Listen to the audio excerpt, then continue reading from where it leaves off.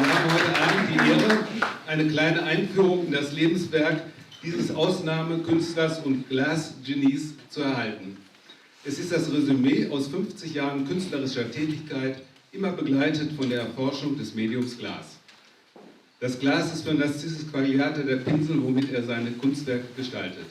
Die Einbeziehung des Lichts verleiht seinen Objekten die Dreidimensionalität und Einzigartigkeit.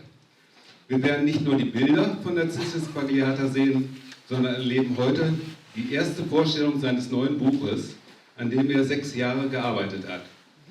Wir werden die ersten Menschen sein, die sein Buch mit dem Titel Mutant oder in Englisch Mutant heute in den Händen halten dürfen. Der Rest der Welt muss leider bis morgen warten. Das Buch wurde letzte Woche gedruckt und auch Narcissus hat es erst hier in die Hand bekommen.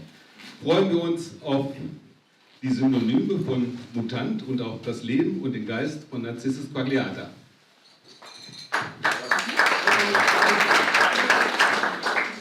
We all have the honor tonight to receive a small introduction to the life's work of this exceptional artist and glass genius. It is a resume of 50 years of artistic activity accompanied by the exploration of the medium of glass. The glass is for Narcissus Quagliata the brush he used to design his artwork. The inclusion of light gives this object three-dimensionality and uniqueness. Not only that you will get through the lecture a picture of Narcissus Quagliata, we will also be seeing the first performance of his new book, entitled Mutant, on which he has worked for more than 6 years. We all are the first people in the universe who can hold this book in our hands. The book was printed last week, and also Narcissus held his book the first time in his hand on the way to Schloss Holte. The rest of the world has to wait until tomorrow.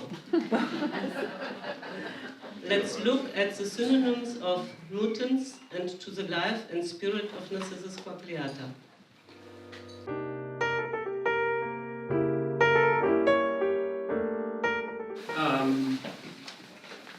It's an honor to be here, and it's an honor to be again with my friends, Frieder and Marita. This is a special evening for me. And I have my notes, but I will give a lecture which is divided into the first half, which should be 15 or maximum 20 minutes, is my life and work, the best of. And the second half is my mind, my heart, which I'm presenting with the second book. To be very specific, this is my life as an artist is in here. My life as a person is in here. It's a little small, but it's okay.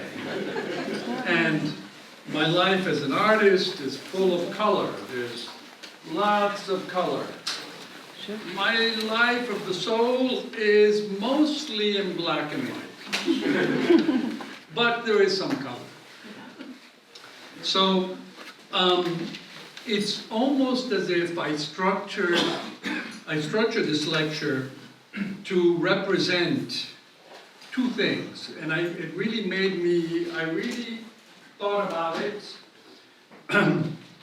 One has a life, one works, one experiences the world, one does things, and that's a life. Then there is another life, which is everything you think of and you feel. So as I look back on 50 years, I have my work and my experiences as an artist, and then I have 50 years of thinking and feeling and wondering and being excited and many other things. All of that is underground. It just so happens that I have access to all of it because I sketch all the time and I have 205 sketchbooks that start from 1968. And I sketch everything I think of. And then, as a hobby, these last 50 years, I have been writing. And I have been writing poems and thoughts and feelings, and over the years, my writings, if you stack them all, they come to about that much, about there. And it was, I want to explain this, it was when I have a friend who I asked to write the first chapter, Maricruz Patiño, of this book, which is commentary on my personal work. So she was very nervous and she wanted to see me lots of times. She's a very famous poet in Mexico and Latin America. So one day she comes discussing the chapter 1 of that book as it was being made. And I say, listen, Maricruz, can you tell me? Nobody has ever read anything I've ever written. You're a close friend. Tell me if you could just read some things and tell me if there's any value. So she says, fine, just give me 60 pages and I'll tell you. So I gave her 60 pages, and I will talk about what happened in the second part of this lecture.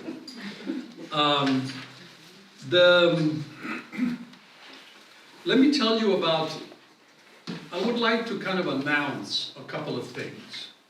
I want to take this occasion, I'm in a moment of change in my life, and I want to announce that where I am and what I'm going to do in the next years. So, where I am now is I live half the time in Mexico and half the time in Los Angeles. I'm in Los Angeles because the Judson Studio accepted a multi-million-dollar commission for a project, and they had no clue how to make it. None. It was a traditional stained glass studio, and the artist, Tim Carey, had designed this enormous window for this Kansas City site, 11 meters by 30. And they won the competition. But then they said, oh my God, what are we going to do? So they knew me, and they figured that my fusing technique would be perfect. So they looked for me, and they invited me in LA. Tim took a workshop from me in Denver, and he told me to go to LA, and I went, and they asked me, will you be the producer of this window? Now, at first it was shocking. I mean, I've only done my own work. So to be the producer of a window seemed kind of strange. My daughter said, Dad, are you sure you want to do somebody else's work? And in truth, yes.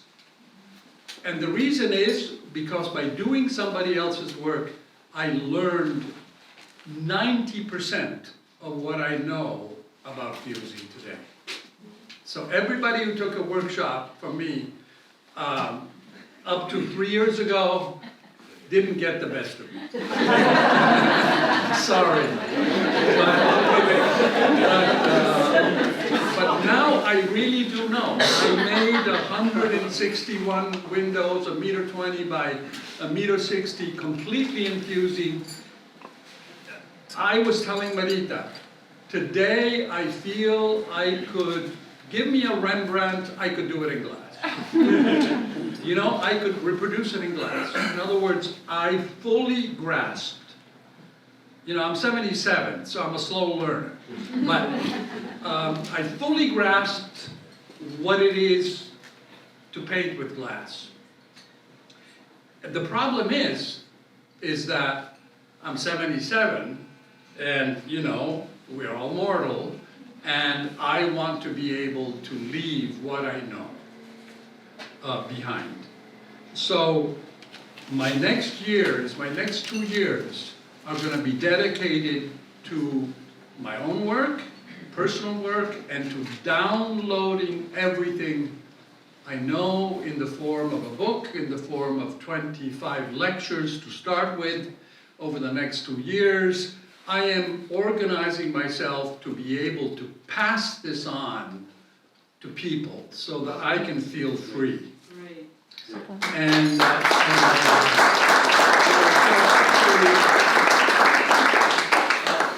let me,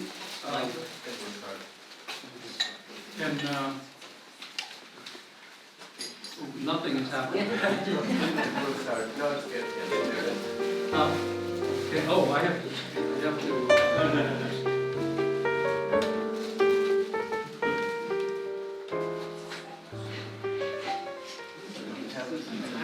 Okay, so just before I really start the lecture, I wanted to tell you, this is the old Judson Studio building, which is where I have my apartment.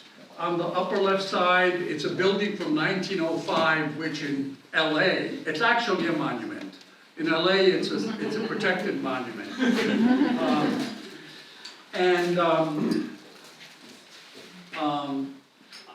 What really happened is that after we did that enormous window,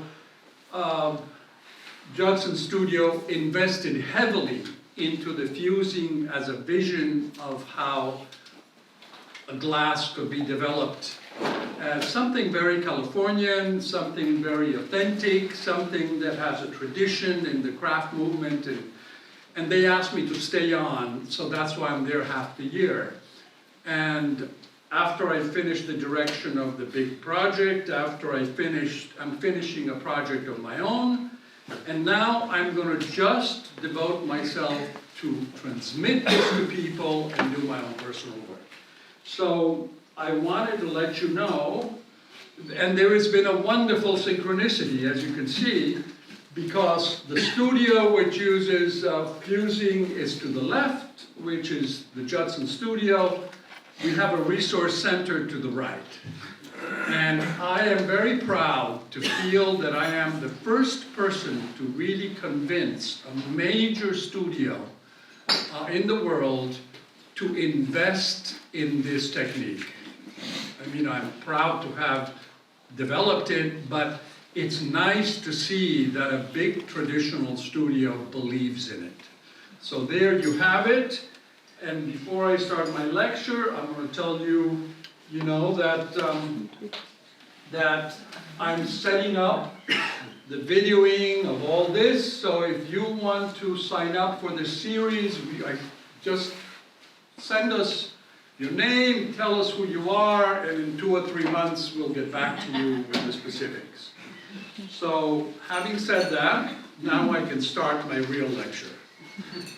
So, 50 years, 60 years actually. What happened? Nothing. I mean, that is me when I was an 8-year-old. And so, this is a life, and I'm not going to talk about a lot about art. I'm going to talk about life and pass the art very quickly. This is the first time I do this. Please be patient. So I decided that I would do it by scenes. So this is a few pictures to connect to what I just said. We did this huge project, which would deserve a lecture of its own, a 2-hour lecture of its own. But here it is. I'm the old man, that's the young man. He's the guy that, it was very strange, he's extremely Christian. And I'm not. And it was very interesting for me to have to go through the entire Bible. But I learned a lot. And he explained every figure and all of the biblical figures that he put in. There's 96 figures in this piece. And I did only 2.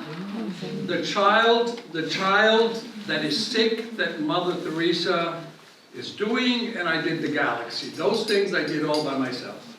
The others, it was a collaboration. Tim knew nothing about fusing when we started. So the first 30 panels, all the glass I did myself, and then finally started getting into it. So this is part of the piece in installation. As you can see, it's 61 panels. So that's, he did the figures, I did the galaxy. But I wanted, this show is not about this piece, but I wanted to show you something about the material, which is so extraordinary. So here, in order to do this galaxy, I had to rethink everything. So I had to rethink fusing from the very beginning in this project. It was wonderful. I had to stay ahead of Tim and invent the ways we were going to do it. I had never done a galaxy like this. I had to figure out how to do it. The ones I did before were so simple, but this time I got it right. So, so here is the glass.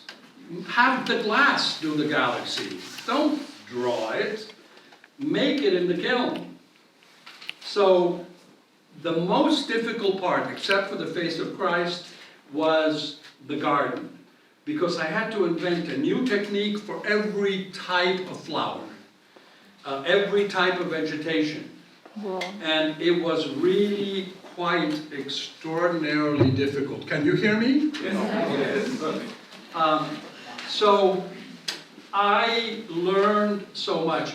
And also this thing was an abstraction. I mean, this is the tree. But if you look closely, I got it in my head to reproduce he designed this on a computer. So I love the computer marks of the tools. And I insisted on making sure that all the computer marks for the tools would be respected. And so, you know, this is not a tree. Can you see that? This is an abstraction done on a computer. This is not a stained glass tree anymore.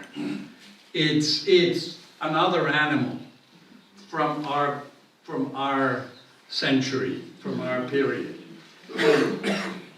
And keep inventing, keep inventing, keep inventing. That's the other tree. I had to figure out how to make glasses so that they would fit places. And we kept on producing, and that's the one figure I wanted to do, the sick child. And I'm fully the author of that. But we had a wonderful relationship, and I loved the fact that I found the first student that really got it. In other words, I felt Tim is going to work with this for the rest of his life. He's going to be very successful, and he loves and he gets what the glass can do. So you can sort of see that I live in the old studio, and 3 blocks away is the new studio with all the light tables. It's a dream place for a painter. You can put 16 tables together and you have a huge surface. No other studio exists that has this, like this. So, onward. That's the face of Christ. I'm not going to get into that one because it's another lecture. But I'm going to throw stuff and tell you things about my life.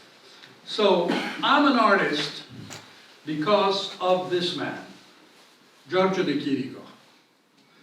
I was an 11-year-old boy in Venice with my mother, checking into the Danieli Hotel because my family loved Venice, because my father was the architect of the place where they do the festival. So my father every summer had to go to Venice. So I was in the lobby of the Danieli, famous hotel, holding this little painting, and this man, about that age, just the way he looks, grabbed the painting out of my hand, didn't say a word, didn't look at me, put the painting on the wall, on the ledge, and went to my mother, looked at it, went to my mother and said, your son has talent, a lot of talent. And that changed my life, because I was a total failure. I was flunking all my classes in school, I was very poor self-esteem. Here is one of the biggest artists in the world that said that I was really good for something. So I became instantly an artist. And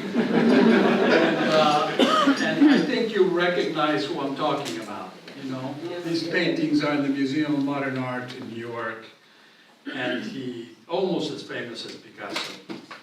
And that's the painting. So I became an artist on the 24th of August of 1953. And I painted that at 6 o'clock in the afternoon, and I painted that in Ciez Maria. And I lost this painting for 30 years and then found it again. Okay, so going from the Chirico to my love, which is the figure. I have so many stories to say about the figure because I don't understand a thing about it. I mean, when you really think about it, I started by working with observing the figures. So I started in stained glass, making very, very realistic things with stained glass. Some of them were on commission, obviously Mr. Sachs, Mrs. Sachs. These are in the De Young Museum. I got commissions, I could make a living. And this is not a commission. And then I began to work with the figure as something that was driven by feeling and intuition. And let's just blow through my entire life in a few slides. These are my first two figures, my androgynous shadow, stained glass suicide. They've been published a lot. Then I got into fusing, and here is a burning head, very thick. I did these in David Ruth's studio in Oakland. In Derek's studio, I did a wonderful series of enamel paintings on many layers of clear glass. Who are these people, beings? I'm not sure, but I know what they look like. Here is a cyclops talking on the phone. The premonition. A few shots with Selena, one of my favorite crafts people and Derek's worked with me in the Dome.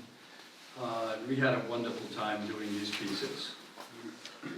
Life.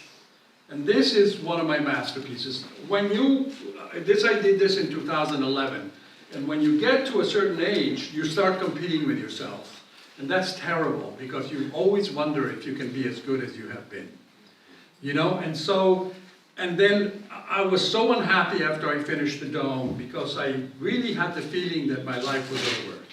And so I said, which is the time you were happiest in my life? And the time I was happiest when nobody knew me, I was starting to work with glass, I did everything I wanted, I was reckless. So I said to myself, why not do the same? I mean, it's just a different age. So I decided to do this piece, which I wondered if it would ever come out. And it's one of my favorite pieces, and it's on 2 layers. It's called The Melancholy of the Mutant. And it is one of the emblematic pieces I have done. So then I did a series, which I'm going to just blow through, which is inspired by Greek art in the sea. I love Greek art. So much of it is in the sea. All the bronzes that we have been found in the sea, with the exception of 2 or 3. And so I have been working for the last 40, 50 years images, since 1982 to be precise, with images of Greek art in the sea interacting with marine life. Some of it in stained glass, and some of it in watercolor.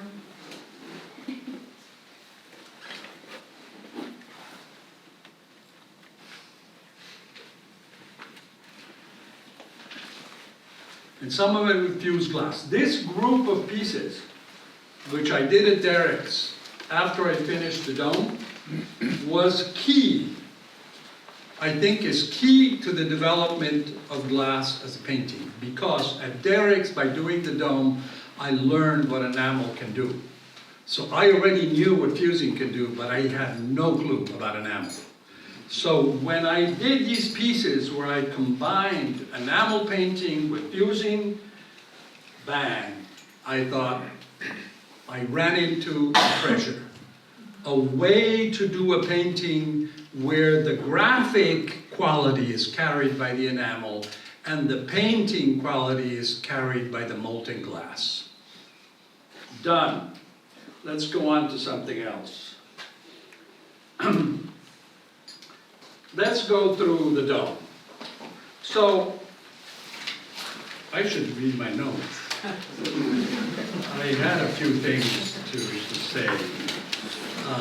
The Kaohsiung dome, it all started with a and I love this image. I even had it photoshopped without the bar at the top, so that you can see these two Michelangelo-esque figures carrying the sun. And the Germans really did carry the sun in this project, because Derek's studio was exemplary and they did such a miracle.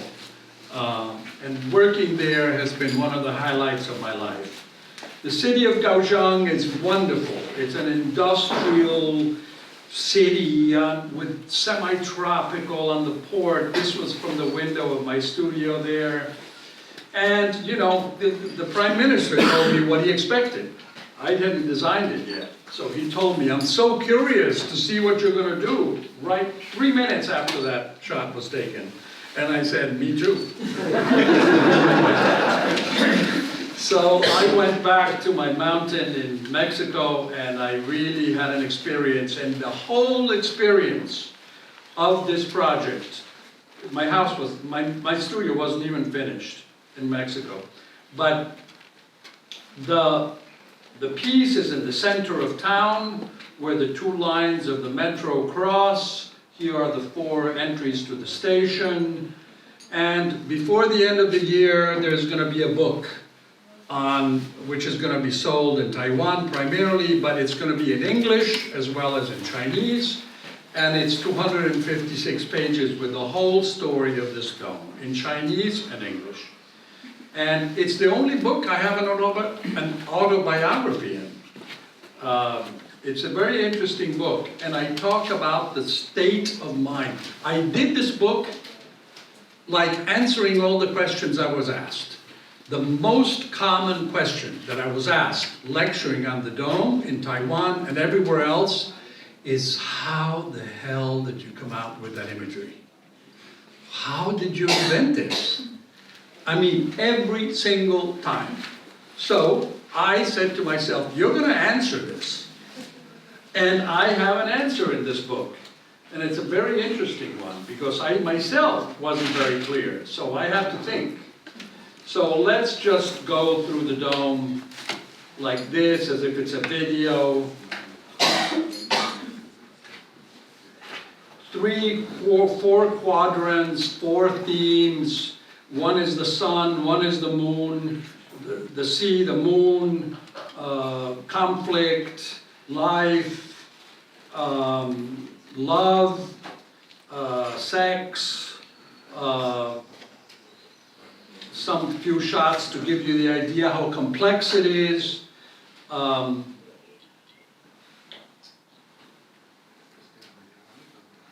The figure of pain.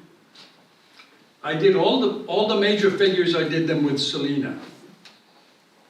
Quagliata. I can't pronounce her name very well, that's why I just call her Selena. Here, the shaman. I made a figure for every major emotion. The shaman, pain, intelligence. This is, of course, the frame before the installation, and look at that. Freddie is installing, and I think he's the manager of the Derrick studio now, the head of the Derrick studio. But take a look at the size of that figure. It's amazing. And when I got the project, being from Rome, I went to the Sistine Chapel at the earliest person to arrive in the morning, and I said, help me. You know, help me. This is a big project. And it took so much out of my life, and I loved it, and it was just extraordinary. I have depicted everything, even darkness, famine, war.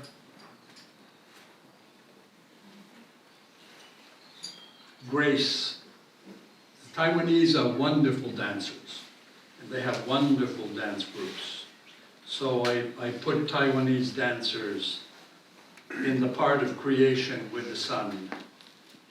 The birth of intelligence, a man sitting on a rock filled with stars, it has in his brain there is a geometric form. It's a prism, a crystal, and it's like symbolic of the first thought.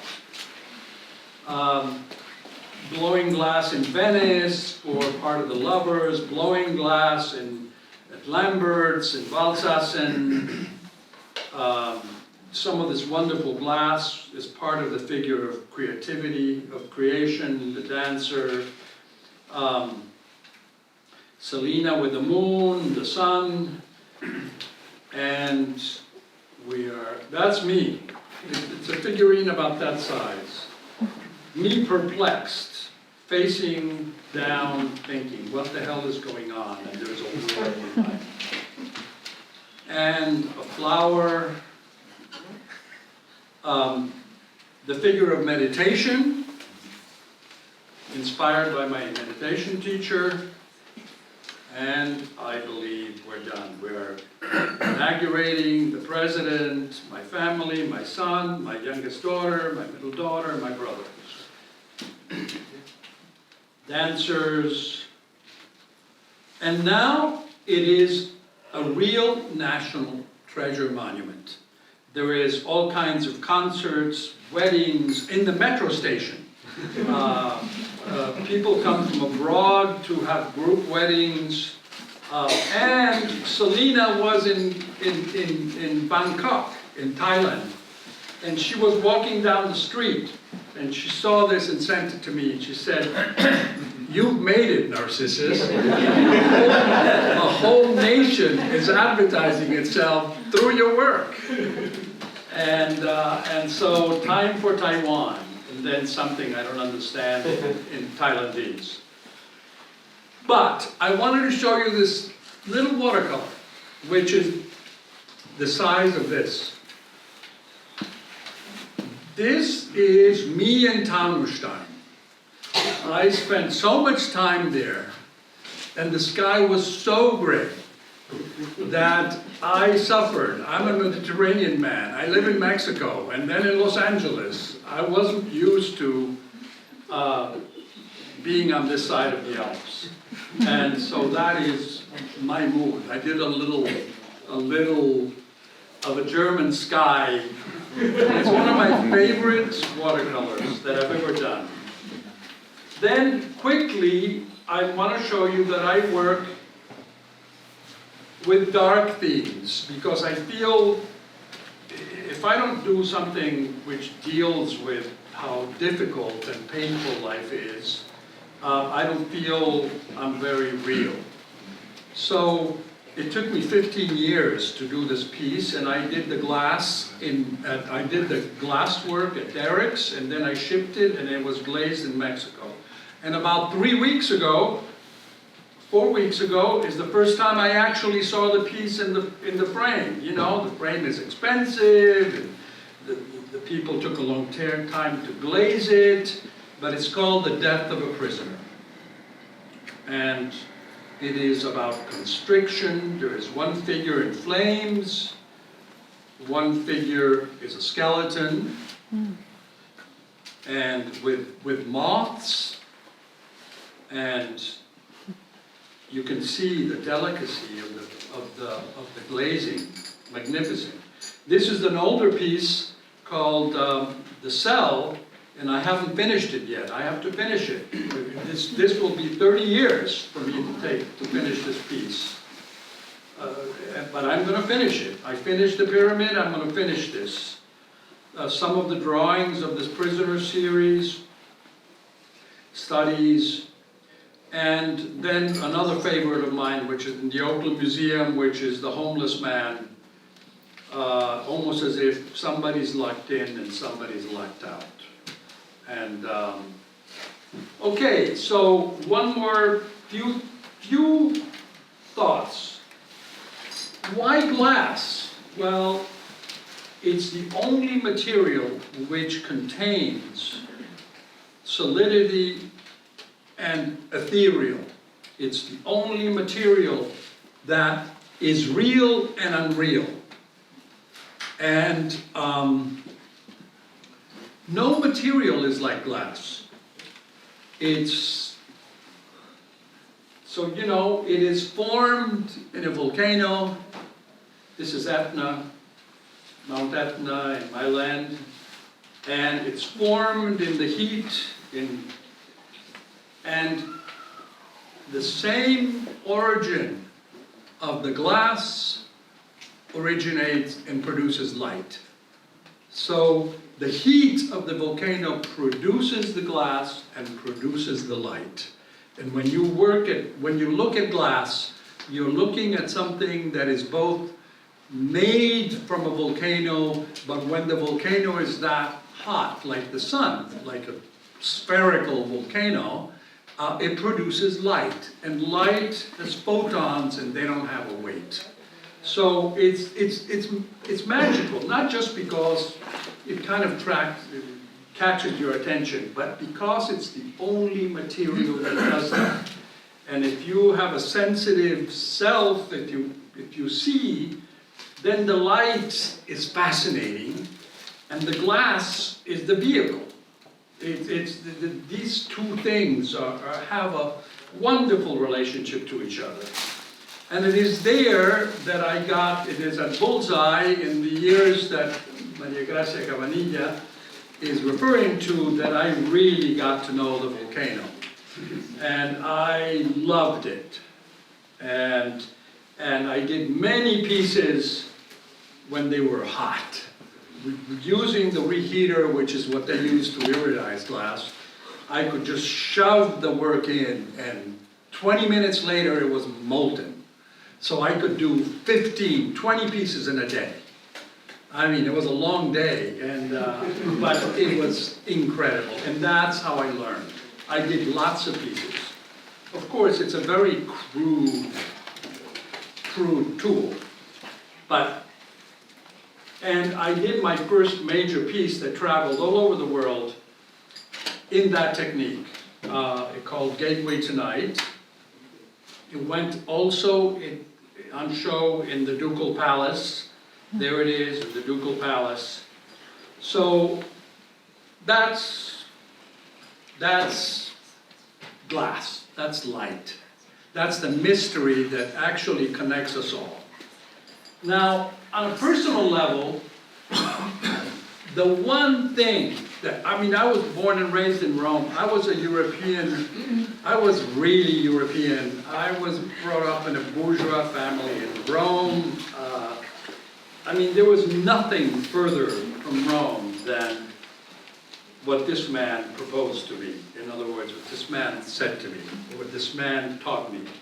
I came to California and I met Suzuki Roshi, who was a Zen master who didn't like Japan because it was too traditional. So he left and nobody meditated. He was like a priest. He made funerals and weddings. and he really loved meditation. So he moved to California and he put a group of people that actually wanted to meditate. So I studied with him, you know, meditations for real, like a week.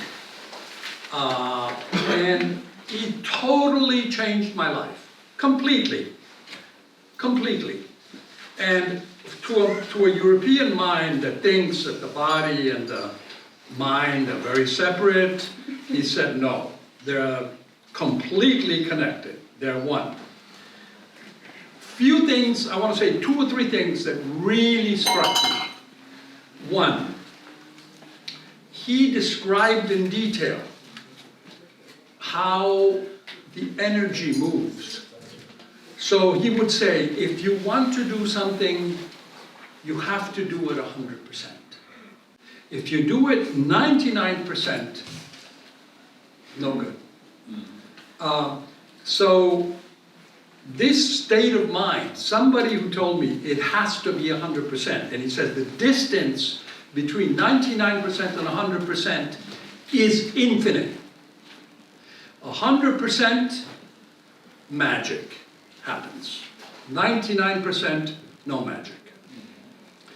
Then another wonderful thing that I loved, he looked at me and all my student friends and he said, oh, you want to get married and you're in love and you hope to marry this woman and you want to make money and you want to be an artist and you want to... He looked at everything, he described everybody's wishes and desires. And then he said, how boring. How really boring. The real interesting thing is understanding life. That's really interesting. And the last thing I'll say about him is that he introduced me to the Asian concept of emptiness. And it made complete sense to me. So working with him and being with him for many years totally opened a universe for me. Oops. Still. And that universe permeated my life ever since. This is my first stained glass window. I did it when I was at the Zen Center, and I did his hands when they were together. That's my first stained glass window in 1971. I did some wonderful pieces. I enjoyed doing, after he died, I did a wonderful piece imagining a universe inside of him. The glass piece today is in the Metropolitan Museum. I redid the piece I did earlier in color. I have a piece going, which is the one with the blue, which is still I'm working on, which is him having tea, and he is the sky, and the solid part of the sky instead is flowers. Another watercolor on meditation.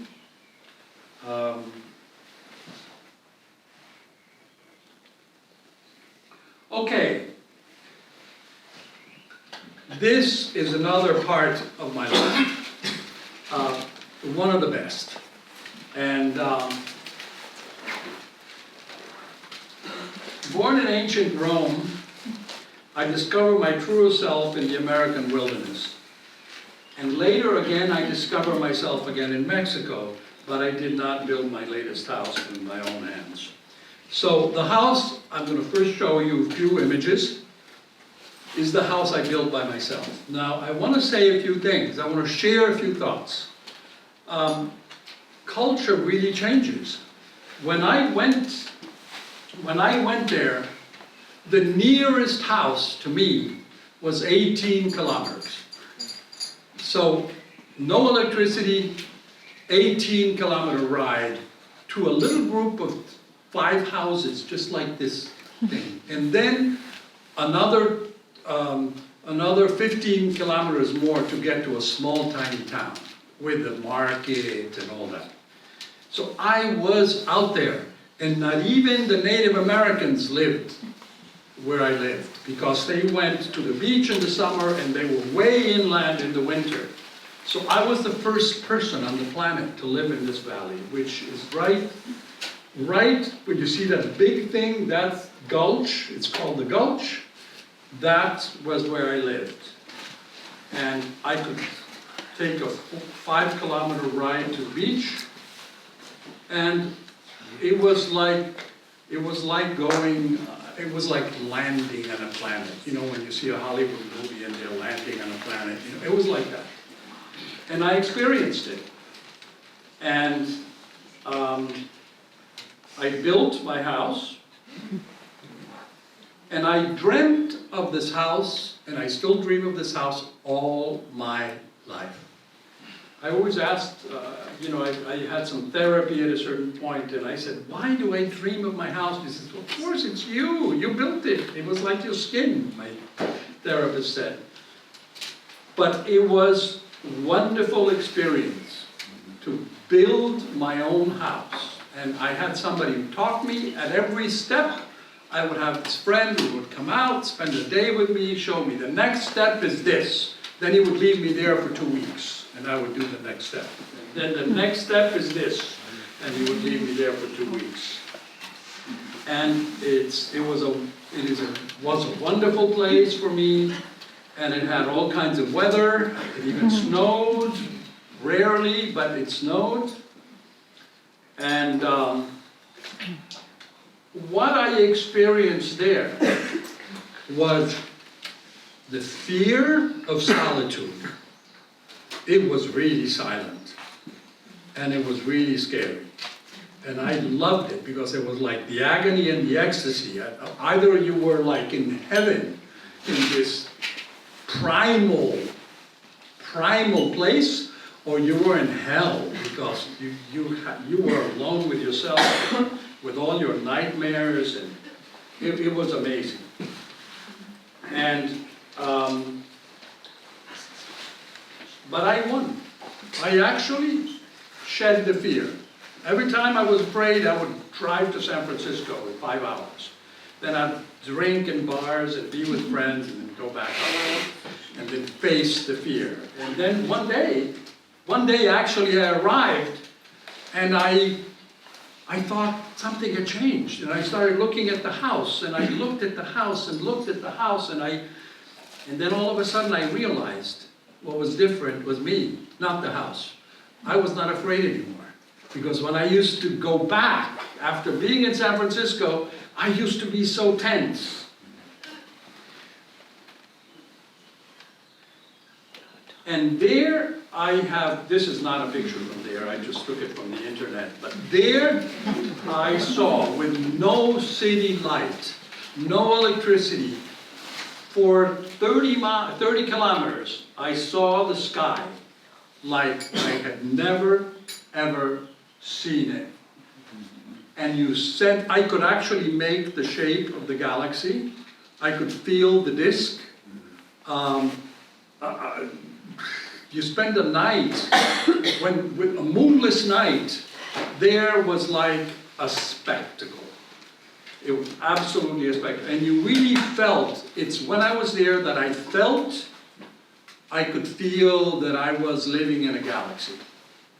Before that, it was just a thought. It was something you see in books. But when I lived there, and I also felt what ancient people felt. When the moon is out, is a different world than when the moon is not there. To us, it's more or less, oh, the moon is out, oh, the moon. No, when the moon was out, you could go walking in the woods. When the moon is not out, you cannot see your hand in the darkness. I mean, it is extraordinary. I inherited a wonderful little house near Rome, that when my mother passed away, and I love this house. And it's right on the beach. It was where she used to go and rest, 40 minutes drive from Rome. She used to go on Thursdays and go back on Mondays. And it's right on the water. And you hear the water all day long and all night long, and it's magnificent. It's brought me, it's half mine, half my brother's, and I bought that little statue. And this is my house now. This is the view, and I was telling to Marita, the spaces I live are so important to me. Everything I do in my artwork and how I feel is so completely affected by the space. So this is my studio. This is when I was doing the dome, and which faces north. Yeah, it faces north. That window is completely north. And on the other side, and it's also, you'll notice that it's white. So my house is color-coded. When you're in white, you're in my studio or my office or something. When you're in terracotta color, you're in my house. So that's my house. Facing south, facing south with a little east. And it's a very, very, very special place. One morning I woke up, that was happening right outside my window. That's a volcano, by the way, on the upper left. And took the shot and went back to sleep. So, we're gonna go through Rome, ancient Rome. I get back, I got a project in Rome to do a dome on the Basilica of Santa Maria degli Angeli.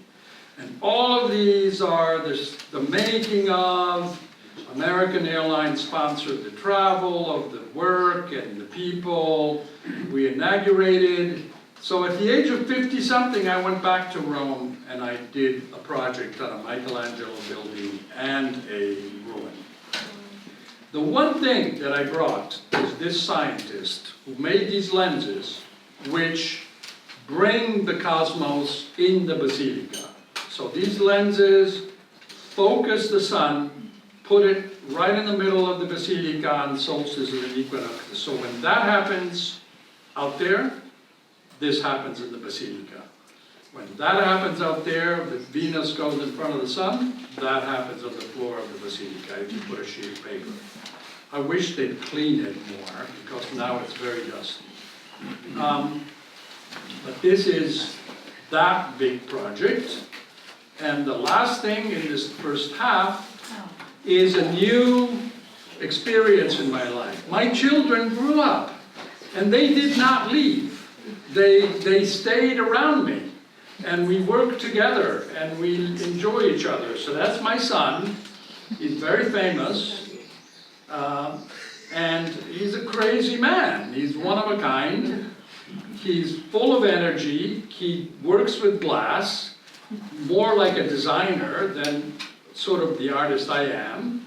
And he does crazy, wonderful things in the design field. That's a thing. And I love seeing him do things with blown glass and, you know, just amazing. He's an amazing designer. He just blows glass and then he facets it, makes facets.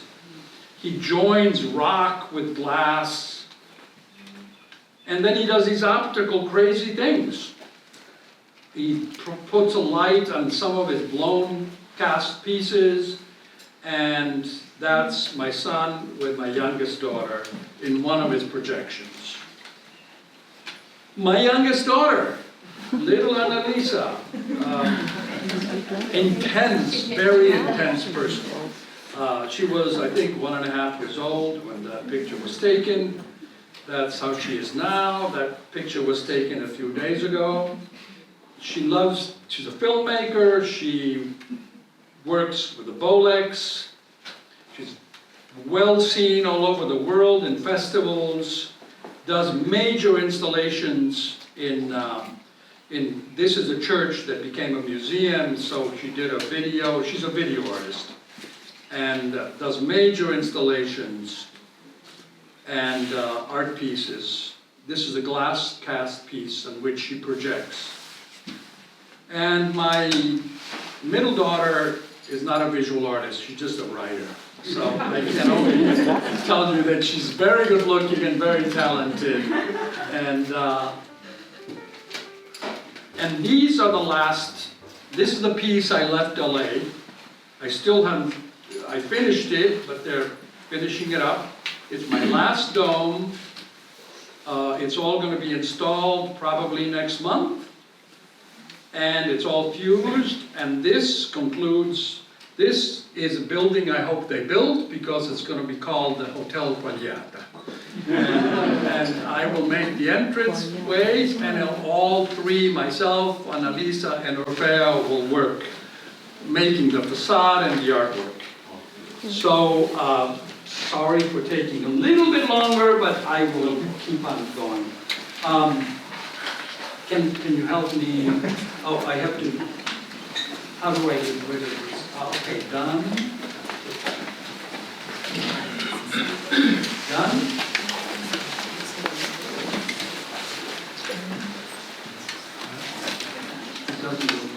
Thought like a writer. So she convinced me to do a book with these, and this is the book. I saw it yesterday, no, the day before yesterday for the first time. Of course, it's printed in Slovenia. It's published by a German publisher, the same as the other book. They're such good quality people at Arnolce. So anyhow, the book, if you're an English speaker or a Spanish speaker, you can read the whole thing. There's some Italian, both in Spanish and English.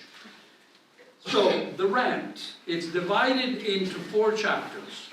The rant is something I've written over 40 years. A prose poem written and rewritten between 1971 and 2013. The rant means nörgla. Did I pronounce it right? Okay, so I was worried that it would be very difficult. So this is the rant, divided in several parts. And it has pictures and thoughts, and it's like a real rant. I'm complaining and I'm talking and I'm sort of, but I basically I'm sort of trying to say, what's the problem? You know, there's parts that are illustration, and it ends, the last part is original. I wrote it in Taunusstein. The last part is me talking to the last person of our species that is going to be alive. Because there will be a last. We can't imagine it, but there will be a last. Just like the dinosaurs, there must have been one last dinosaur. So I'm talking to the last, and that's how this poem ends. So then the next chapter is poems. The next chapter is a selection of poems written between 1971 and 2018. And they are by subjects, like my friend said. Divide them by subjects. So one is light. And here is one that I am going to read. Stop being distracted by what light illuminates. Just look at light. Then die, dissolve, till you cast no shadow. And I hope they translated it well in German. So there is the actual 2 pages. Then there is delirium. I'm going to read something here and there just to give you a feeling. A lion killed me. It was sudden. I still remember being torn apart. I was frightened. Darkness entering my soul. Ink spiraling down the drain. I was a man walking in the trees. Now a transparent shadow walking through the trees. In the emerald glowing jungle. It was 2.5 million years ago. Reflections. Ho l'orrore della bellezza. I'm horrified by beauty. I prefer the night.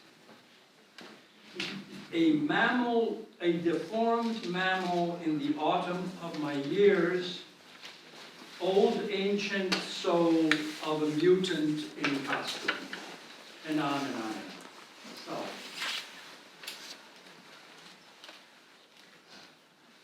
albero di limone, si aprono i tuoi occhi e mi vedi. Odore di caldarroste nella brezza, terra umida e foglie arrugginite sotto i piedi scalzi. L'aria è limpida come un cristallo, luce di tardo pomeriggio. Mi duole il cuore e non so perché.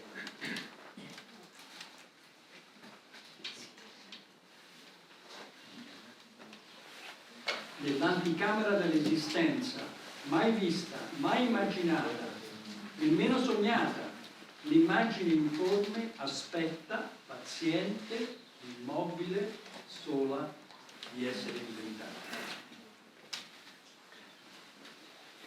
And then I worked a lot in getting the words and the pictures to do something together.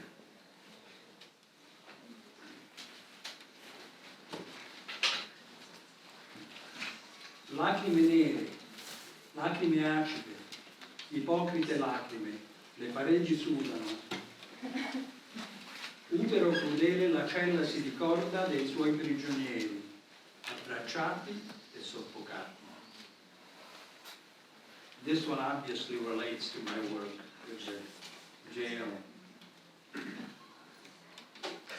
Di che discutono tra loro le figure di Rembrandt e di Rubens? Quando chiudono i musei, liberi dai loro doveri, le figure dei quadri smettono di posare, fanno feste, fanno pettegolezzi su chi le ha dipinte, si vantano della loro età i personaggi più antichi, le figure rinascimentali si burlano delle deformate figure di Picasso. Vi è mai capitato di sorprendere per caso qualcuno che arriva in ritardo a posare nel suo quadro?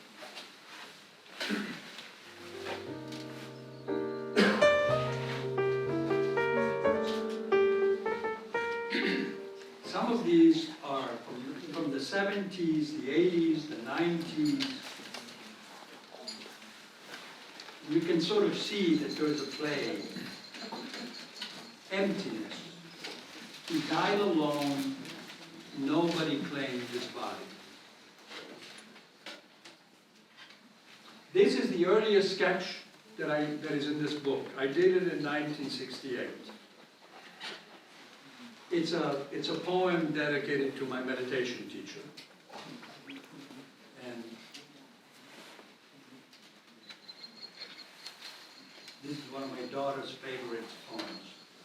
Alone, wounded, ugly, motionless on the beach, facing the sharp icy wind, naked, without a thought, aware of everything, understanding nothing. Monster. That's the way it appears in. Then there is 16 pages of color with some of my latest work. Some of the watercolors. There is a dedication to Van and Lonnie in the Mediterranean Treasure series. These are my last Mediterranean treasure pieces. This piece I did at Bullseye. And this is the last thing I will talk about in this lecture, so bear with me 3 or 4 more minutes. A unique experience I had. I was walking, I was in very bad humor. I had just inaugurated a piece. It was the 11th of December of 2010. And I went walking in the mountains, and I was on top of a mountain, and a vulture started coming around me. He came 2 circles around me, just 2 meters away. And at the end of the second circle, I decided to face him. Put my hands together, saying, "Okay, you're there, I'm here. Let's see what's going to happen here." And he kept flying around me, and I kept looking into his eyes. And he did 12 more circles. And I looked in his eye for a period of approximately 3.5 to 4 minutes. And something happened. I mean, it makes my LSD trips when I was young very mild. You know, very, very mild. So here I'm recalling this experience, and this is the page, the last page of the book, really. And I want to read this to you. Vestimos de negro. Vivimos en tres mundos. Somos viento. No somos cazadores. Al podrido mundo nosotros limpiamos. Y lo llevamos al cielo. Limpia tus alas y vuela. Vuelas a las alturas. Vuela al ras de la tierra. Clávate en las extrañas de la esfera. Guarda tu distancia y desconfía de los humanos. Evita los vivos, cómetelos si están muertos. Mutant, self-portrait, and one last poem. Nell'incendio del vuoto il corpo arde. Nelle ceneri la mia verità. Anche il nulla ha un sapore, adoro ciò che non c'è. Thank you very much.